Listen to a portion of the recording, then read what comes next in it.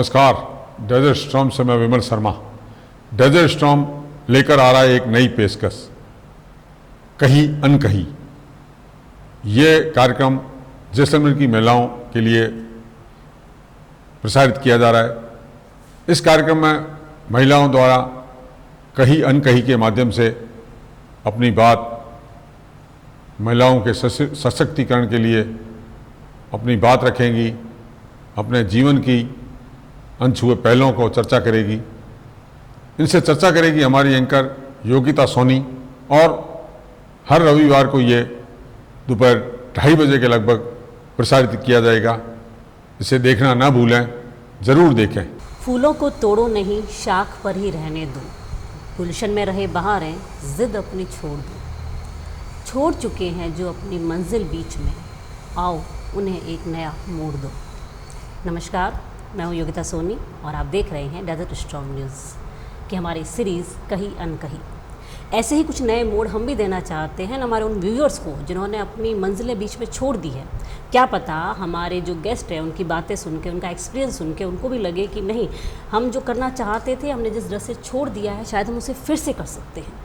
ऐसे ही किसी कोशिश को लेते हुए हमने ये सीरीज़ शुरू की है, जिसमें हमारी आज की गेस्ट है दीपिका खत्री, जो कि अभी माहेश्वरी हॉस्पिटल में लेडी गायनोकोलॉजिस्ट हैं। आइए हम उनसे बात करते हैं। नमस्कार दीपिका जी। नमस्कार। नमस्कार। सबसे पहले आपका बहुत बहुत स्वागत है डेजर्ट स्टॉर्म न्यूज़ में। धन्यवाद। आपने जो समय दिया है उसके लिए बहुत बहुत धन्यवाद। आप गायनोकोलॉजिस्ट, तो आपके मतलब स्टार्टिंग से आपकी पढ़ाई में नंबर 1 ही रहे होंगे, क्योंकि साइंस सब्जेक्ट ऐसा होता है कि जिसमें जब तक आपके 10th में अच्छे परसेंटेज नहीं है तब तक आप साइंस का दिमाग में सोच भी नहीं सकते। Actually at that time 8th में बोर्ड हुआ करती थी, district board, and I was topper in that class. 8th में मैं डिस्ट्रिक्ट टॉपर थी, फिर 10th में डिस्ट्रिक्ट में 3rd पोजीशन पे थी और 12th में फिर डिस्ट्रिक्ट टॉपर थी। तो पढ़ाई मैं स्टूडियस ही थी। तो स्टार्टिंग से ही आपके दिमाग में था कि आपको डॉक्टर ही बनना है। डॉक्टर बनना। कहाँ से स्टडी की आपने डॉक्टर की? जोधपुर या जयपुर या? मैं कोटा से, मैंने कोटा एलन इंस्टीट्यूट से एग्ज़ाम पीएमटी एग्ज़ाम की प्रिपरेशन की। After than SN doctor SN medical college Jodhpur से मैंने एमबीबीएस की, फिर दिल्ली से पीजी की पढ़ाई की और उसके बाद बैक टू जैसलमेर। तो मतलब आप दिल्ली में भी अपना वर्क कंटिन्यू कर सकते थे, वहाँ पे भी आप सर्विस कर सकते थे? या मैं कंटिन्यू कर सकती थी, लेकिन मुझे ये था कि दिल्ली जैसे बड़े शहर में जाकर वहाँ की लाइफस्टाइल भी देखकर मुझे लगा कि हमें अपने वापस शहर जाकर उन लोगों को सर्व करना चाहिए जिनके बीच में बड़ी हुई हूँ। मेरा नेटिव जो टाउन है, मुझे उन लोगों को सर्व करना था, इसलिए मैं वापस जैसलमेर आई। ठीक है। एक किस्सा है, मतलब मैं श्योर तो नहीं हूँ आपके बारे में है नहीं है, मुझे आपके कोई टीचर मिले तो उन्होंने बताया था। क्या आप बताएंगे ये कौन सी स्कूल का हो सकता है? क्या ऐसा हुआ था आपके साथ कि ना आपने कोई एग्ज़ाम देने बैठी हूँ और आपको कोई दूसरा पेपर मिल गया हो?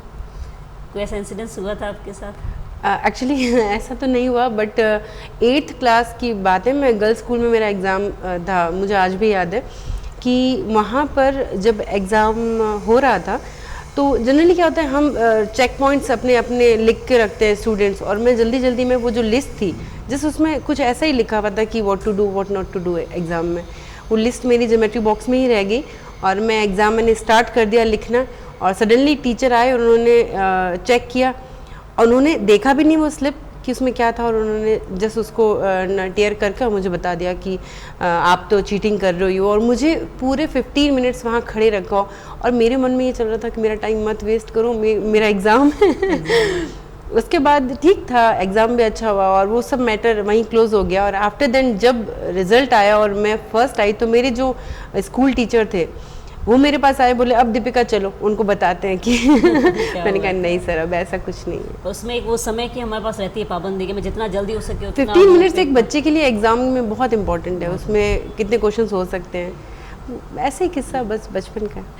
मतलब बायोलॉजी या मैथ्स, इसमें आपको मतलब बायो में ज़्यादा इंटरेस्ट था? हाँ, मुझे बायो में स्टार्टिंग से इंटरेस्ट था।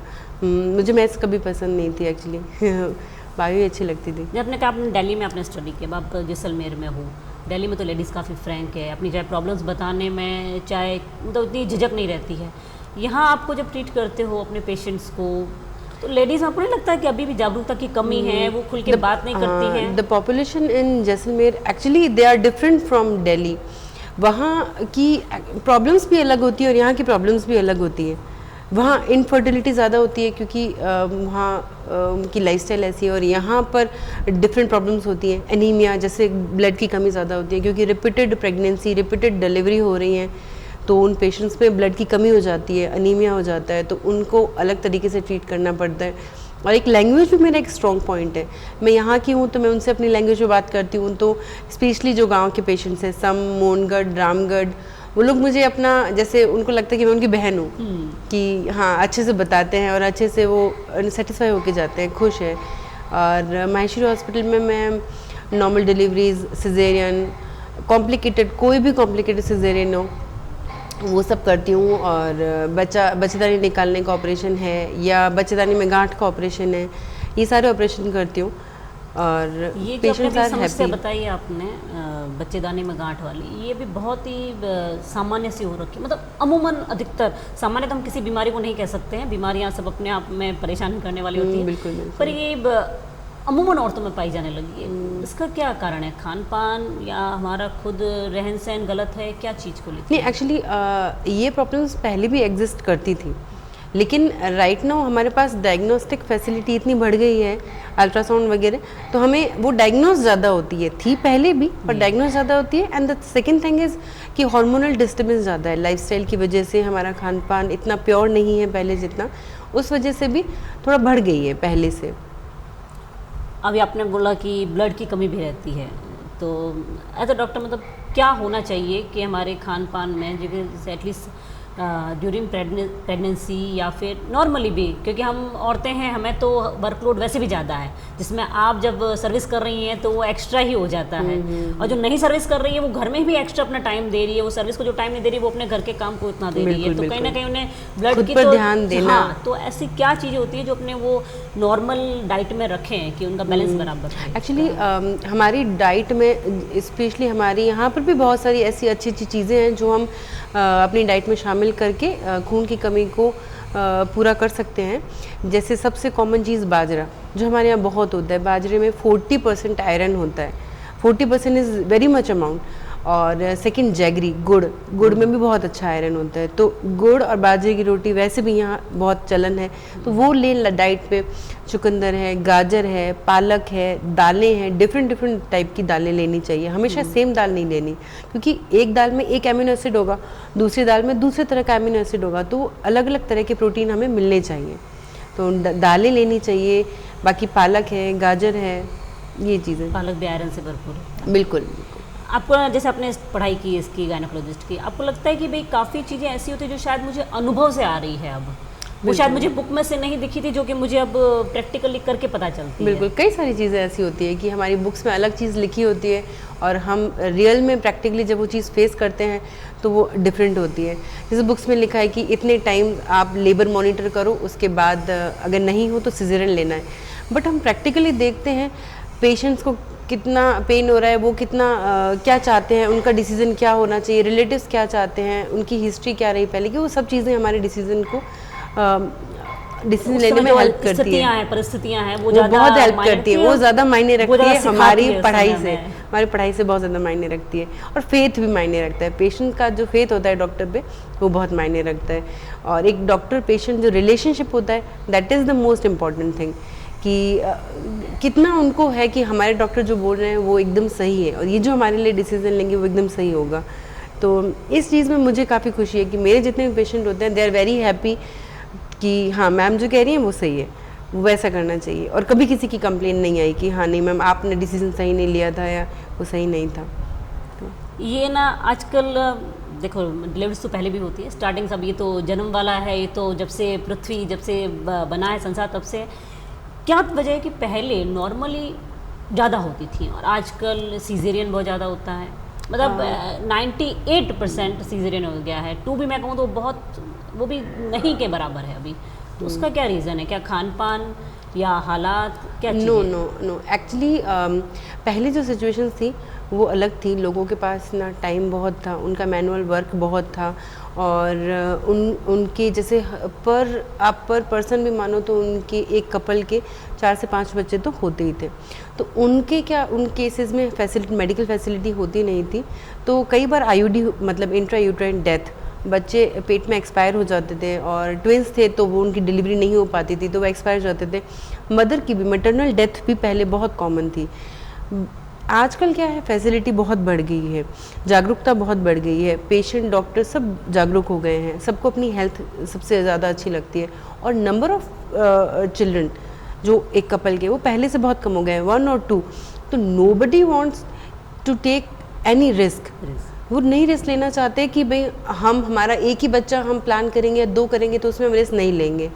और आजकल इनफर्टिलिटी भी बहुत ज़्यादा है, बच्चा होने में कॉम्प्लिकेशंस और मुश्किल से बच्चे कंसीव होते हैं, तो वो ये नहीं चाहते कि हमारा प्रीशियस बेबी है तो। और नॉर्मल डिलीवरी में बच्चे को स्ट्रेस तो होता ही है, under stress he has to come out. तो अंडर स्ट्रेस रहेगा तो बच्चे को फिर ऑलरेडी जो बच्चा स्ट्रेस में है, IVF कंसीव्ड है ऑलरेडी बच्चा, जो 9 महीने मदर को इंजेक्शंस लगे, फिर हम ये नहीं चाहते कि बच्चा स्ट्रेस में आकर बाहर आए और उसको कुछ हो जाए, तो फिर लीगल इश्यूज भी आजकल बहुत हो गए हैं, तो न ही डॉक्टर न ही पेशेंट कोई रिस्क नहीं लेना चाहता। यही रीज़न है कि आजकल सिजेरियन थोड़े बढ़ गए हैं, but the main M is healthy mother healthy baby. बस अगर मदर हेल्दी है, बेबी हेल्दी है, तो चाहे सिजेरियन हो चाहे नॉर्मल डिलीवरी हो, इट डजंट मैटर, इससे कोई फर्क नहीं पड़ता। सिजेरियन का फिर बॉडी पे इफेक्ट नहीं, इतना ज़्यादा फर्क नहीं पड़ता, बस बच्चा सेफ है, मिल गया हमें, तो ये ज़्यादा इम्पोर्टेंट है हमारे लिए। कहीं ना कहीं इस सब के पीछे कोरोना भी जनरली, मतलब हम एक कहा जाता है कि जब से कोरोना की डोज लगी है तब से हम अंदर से और हमारा स्टेमिना कम हो गया है, हमारी जो क्षमताएं हैं वो कम हो गई है। इम्यूनिटी एक्चुअली, इम्यूनिटी ना वायरल सबको इतना अफेक्ट किया ना कि सबकी इम्यूनिटी अब पहले जैसी नहीं है, कम हो गई है। तो नॉर्मल डिलीवरी और सिजेरियन में तो इसका कोई इम्पैक्ट नहीं है, बट ओवरऑल हेल्थ में सबकी काफ़ी फ़र्क पड़ा है एक्चुअली। आपका कैसा रहा था टाइमिंग कोरोना काल वाला?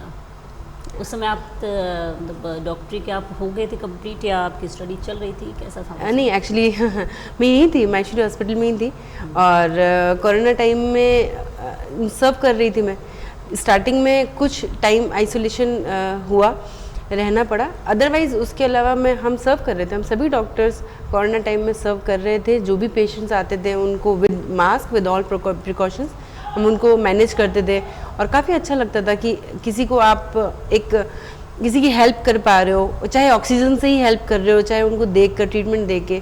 और डिलीवरी प्रेगनेंसी में भी थोड़ा सा फ़र्क पड़ता था, क्योंकि अगर कोई कोविड पॉजिटिव है तो उनका किस तरीके से ध्यान रखना है, तो हमारे लिए वो एक्सपीरियंस थोड़ा अपनी हेल्थ का भी उस समय ध्यान रखना बहुत ज़रूरी बहुत ज़रूरी है, क्योंकि हम वापस घर जाएंगे तो हमसे जो भी, जैसे घर में बच्चे हैं या जो भी सब्जेक्ट्स हैं, चीज़ें हैं घर में, उनको टच नहीं करना है, सीधा वॉशरूम जाकर चेंज करके आफ्टर देन हैंड वॉश करके फिर बच्चों को लेना है। तो वो थोड़ा डिफ़िकल्ट टाइम था, but it was much satisfying कि हम पेशेंट उस टाइम भी किसी की हेल्प कर पा रहे हैं, जब सब लोग घर में बैठे हैं, और हम मेडिकल पर्सन ही थे जो उस टाइम फ्रंट में थे, अदरवाइज बाकी सब घर पे थे, तो it was quite satisfying. Warriors we can से।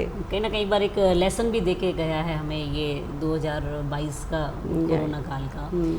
आप अपनी तरफ से हमारे डेजर्ट स्ट्रॉन्ग के स्टेज से क्या एक मैसेज देना चाहेंगी वुमेंस को, चाहे वो अभी प्रेगनेंसी कंसीव कर रही हैं, नहीं कर रही हैं, नॉर्मल लाइफ में भी हैं, तो आप अपनी तरफ से क्या मैसेज देना चाहेंगे उन्हें?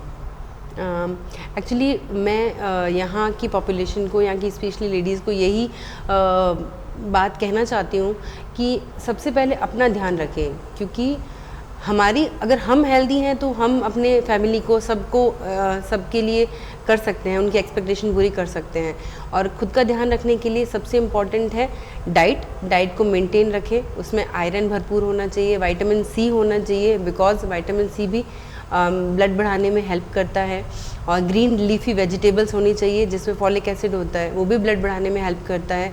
इसके अलावा विटामिन डी हम आजकल धूप में नहीं निकल पाते हैं लाइफस्टाइल की वजह से, वो भी नहीं मिल पाता है, तो उसके लिए हमें विटामिन डी सप्लीमेंट्स लेने चाहिए, जो हर हफ्ते एक टैबलेट लेनी होती है। और कैल्शियम, जो प्रेग्नेंट लेडीज़ हैं उनको कैल्शियम लेना बहुत ज़रूरी है बोन्स के लिए, तो हमेशा कैल्शियम सप्लीमेंट्स लेने हैं प्रेगनेंसी के दौरान, आयरन लेना है और healthy diet, healthy lifestyle maintain रखनी है। हमारे व्यूवर्स को, स्पेशली जो वुमेंस अभी अगर प्रेगनेंसी में हैं या नॉर्मल लाइफ में भी हैं, तो मैम बहुत ही अच्छे आपको सजेशन दिए हैं, आप उनको फॉलो कीजिएगा और बिल्कुल हेल्दी रहिएगा। अपना समय देने के लिए बहुत बहुत धन्यवाद। Thank you so much.